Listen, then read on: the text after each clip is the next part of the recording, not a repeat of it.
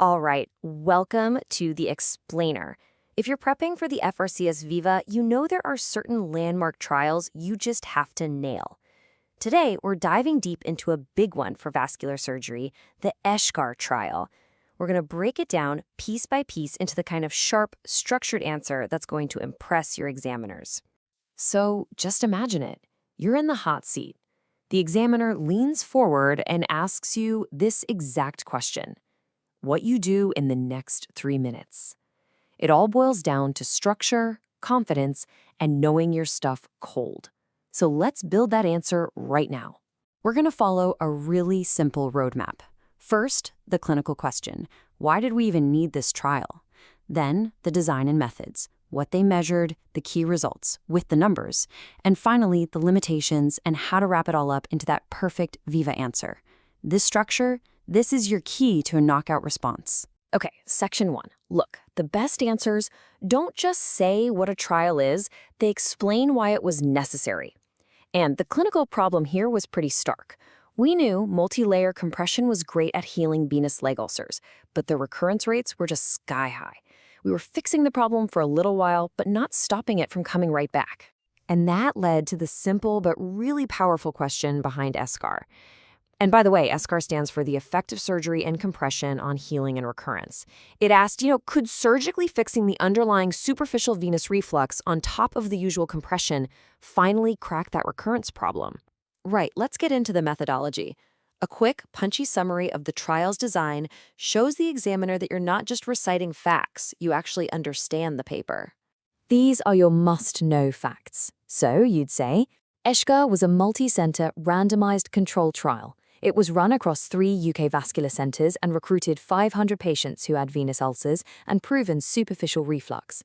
A really key inclusion criteria to remember is an ABPI of 0.85 or more. That was to rule out any significant arterial disease. And critically, the analysis was done on an intention-to-treat basis. The beauty of this trial was how clean its design was. They randomized patients into 2 groups. The control group got the standard of care, which was multi-layer compression therapy. The intervention group got that exact same compression therapy plus surgical correction of their reflux. This design meant they could perfectly isolate the effect of the surgery. Excellent. So we've covered the why and the how. Now for the what. What did the trial actually measure? Stating the endpoints clearly is absolutely vital. So they had 2 primary endpoints: ulcer healing and ulcer recurrence. Those are the big ones, right? And then the secondary endpoint was ulcer-free time, which is basically just how long a patient's leg stayed healed. These are all really tangible, clinically important outcomes. And now we get to it, the most important part of your answer, the part that separates a pass from a great pass. The results. You have to know the numbers here. This is where you really shine. So the first key finding was actually a bit of a surprise. It turned out that adding surgery did not significantly improve how quickly or how many ulcers healed. At 3 years, the healing rates were pretty much identical between the 2 groups. The p-value was 0.73, so no difference. That's a crucial point to make. But the story completely flips when you look at recurrence. For the group that only got compression therapy, the 4-year recurrence rate was a whopping, while in the group that also got surgery, that rate plummeted to 31%. I mean, just look at that. Adding surgery pretty much halved the rate of ulcer recurrence. This was the headline finding of the whole trial. It was highly statistically significant, with a p-value of less than 0.001. And this is the number that completely changed clinical practice. So what about that secondary endpoint?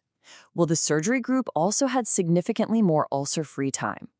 Over 3 years, they spent 78% of their time with a healed leg, compared to just 71% for the compression-only group. So another clear win for adding surgery to the mix. Okay, you've delivered the core facts. Now, to really push your answer up to that consultant level, you need to offer a short, smart critique of the study and then nail its impact.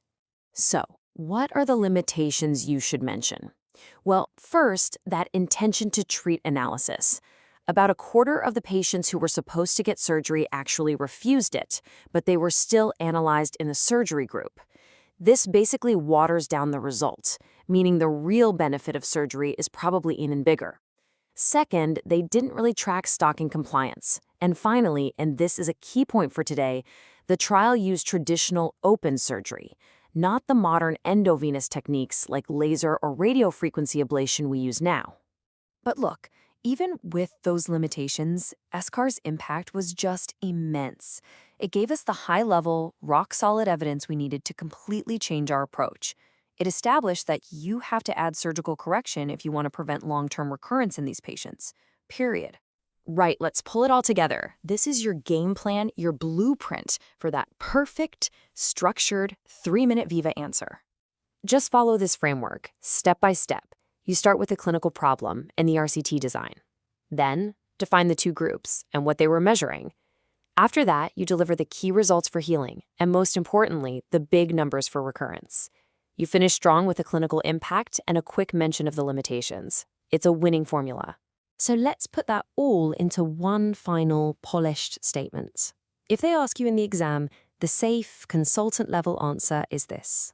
ESCHAR was a landmark RCT which showed that while adding superficial venous surgery to compression doesn't improve ulcer healing, it dramatically halves the 4-year recurrence rate from 56% down to 31% and also increases ulcer-free time.